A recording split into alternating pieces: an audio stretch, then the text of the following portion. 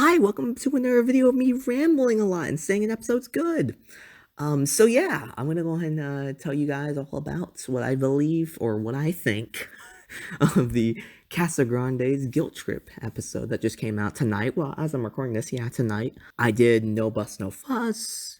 That was another one I did for the Loud House. Now I'm gonna do the other one in Casa Grande's or whatever. I'm also gonna be doing its other episode too, the one afterwards, because I think that one is pretty damn fantastic and might just very well be the best of season 2 so far. But this episode,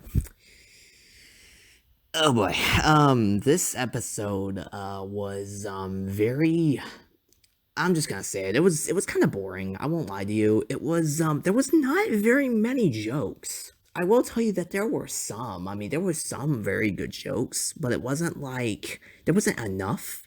The story wasn't very interesting. There was some good moments, but the story wasn't very interesting too much. It's about Bobby and Ronnie Ann finding out that their mother wanted to go on all these adventures, wanted to go on all these trips and stuff to like the famous landmarks around the world and stuff, and they wanted to try and make it to where she could still do that. And apparently they think it's their fault because they're her kids, and that's the reason why she never did it.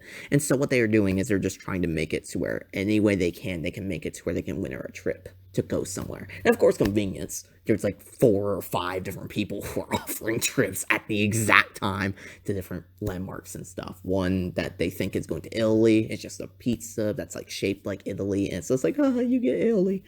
Funny. Sumo, the weird thing, and then of course the final bit, which was the whole like I guess it's just like the dance off or whatever. You have to dance for a certain amount of time or however many hours you have to dance until everyone's eliminated or whatever.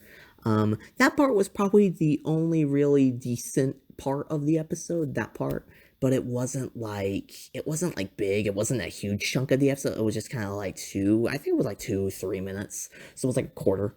And that's not very good, in my humble opinion, to like more an entire episode based off of that one good moment to grade it being like, okay, this episode's good. Yeah, that sort of thing. There was some good gags though. Friggy was hilarious. I thought that was very, very well done and very, very cool for people with an eye. Because I remember because I actually watched this episode. I will give you full disclosure. I did watch this episode a few months ago. And I didn't actually notice the fridge actually had little like words on it and stuff, depending on whatever situation. I thought that was just clever. I thought it was so well done. I love clever shit like that. It's so awesome whenever shows do that. It's really neat and it's just funny. Like he just says it just says pain or something like that. Or like oh, that sort of thing. It's funny. It was just really, really well done. So sweet whenever they're all like it's like an emotional moment, it's like crying, it's funny. It was good, it was decent, it was goofy and stuff, and it was great.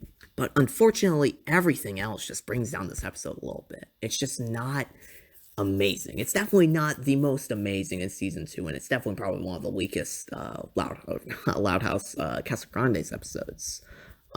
It's definitely there. But it just wasn't enough to hold it, in my humble opinion. It wasn't enough to hold it to a high grade above, like, average or something. It wasn't a good enough grade. I think I'll probably just call this one average or mediocre. I don't know if mediocre is a good word for it, because I did say there were some funny moments about it, so I'll probably just be safe with calling it an average episode.